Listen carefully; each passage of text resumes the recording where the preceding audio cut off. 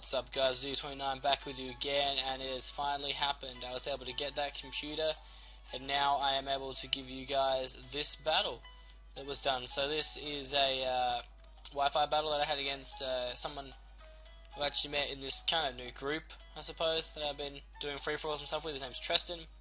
He wanted to do a battle, said he was going to bring a fun team, so I brought a fun team too. So I've brought my trusty Life Orb Bishop, Choice Scarf Magnezone, Lefties, Lando, Lumberry Dragonite, Citrus Berry Azumarill, and my Assault Vest Tornadus Therian. So looking at his team, it was pretty, like the last, Greninja and Talonflame very OU, but the rest was a bit of like a colourful mix, so I wanted to see how I went against it. So I wanted to try and get, I guess, initiative right from the start. I wanted to really put him under pressure, and so as he led with Aggron, I actually decided to lead with Bishop because I didn't expect him to lead with Aggron at all. So I decided to pull a switch out to my Landorus here just to be able to get a nice and easy attack drop on this Aggron. As of course it is Mega Aggron. It is a defensive monster. I think it's 200 or something base defense, an absolute tank with filter, and so I knew this would be a tough nut to crack, but he reveals he has Fire Punch, which is kind of interesting. Also weird how the animation for Fire Punch is him headbutting the Pokemon, but whatever. Anyway, I'm not going to stick around too long. I just want to get my rocks up while I have the chance, since I don't think this thing can hurt me too bad.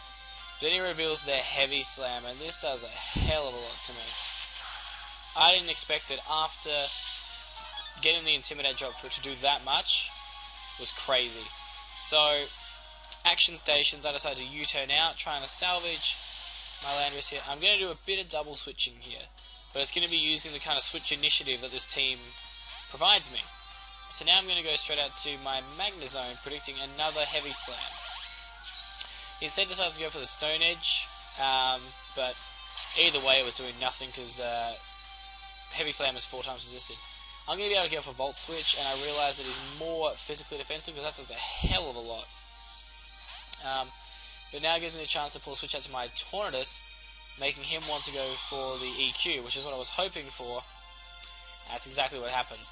So now I get to go for a free Focus Blast on this thing. Seeing how much Volt Switch did, I am more than confident this will kill, and the play speaks for itself. Down goes Aggron.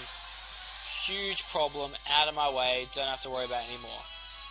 So now he brings out Greninja. And I was a little bit worried at first. I knew I was Assault Vest and I could take a hit, but I was a bit worried about how much this was going to hurt me, so had to play it safe. Didn't want to risk my Tornadus, so I go straight into my Azumarill. Thinking he might want to go for the Ice Beam. It's probably his best play there. It's exactly what he ends up doing. So I'm not Assault Vest, I'm actually a Citrus Berry Belly Drum set, but I never really got the chance to Belly Drum in this game. I probably could have done it here, but I was fearing the, what do you call it? I forget. I was fearing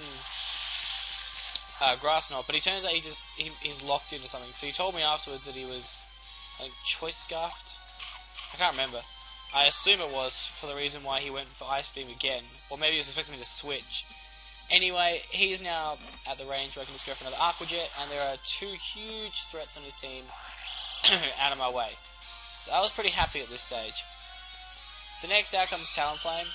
Now I wasn't going to play around with this threat. I'm just going to, take it by the horns. I figured he has to go for a BB to kill me, but I just go straight for the Aqua Jet. I didn't expect him. He obviously went for something. I think he went for a Swords Dance or a Will-O-Wisp, but I was able to outspeed. And now he brings out his Glaceon. So I'm feeling pretty good at this stage. I think 3-6 up, so I'm just chilling. We go for the Waterfall with the Azumarill. I didn't think it would kill the Glaceon, and the Glaceon is able to hang on with a nice little chunk of HP down there. He goes for the Icy Wind, which is going to do nothing to my Azumarill. I get the speed drop, but I don't really care too much, because now I can just get off a nice and easy Aqua Jet, and that's going to be enough to kill the Glaceon. So that went quite well, and basically now he's only got 2 Pokemon left, his Snorlax and his Steelix. So I knew that Steelix's sturdy would be broken, so a Zoomer will be handy later on when I could just, punch that Steelix with a bit more damage. So I decided to switch back out to Landorus, just so I could get off a bit more damage this way. So I'm able to get off a nice Intimidate on the Snorlax as he goes for the Curse. So this kind of worried me, because if it's a Spadef Snorlax with Curse, it actually could be a really tough nut to crack, because it can get quite strong.